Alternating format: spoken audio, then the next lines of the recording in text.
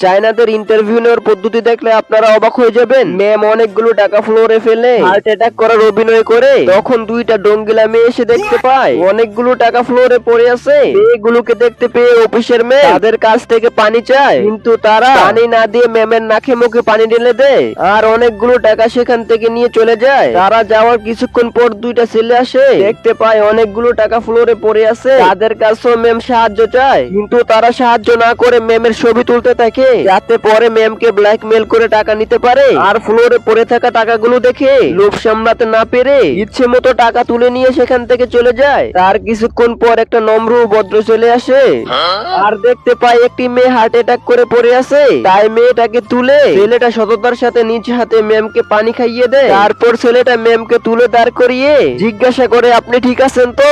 বন্ধুরা, টাকার চাইতে বেশি মাকে ভালোবেসে থাকলে ভিডিওতে লাইক দিয়ে চ্যানেলটি সাবস্ক্রাইব করে দিও।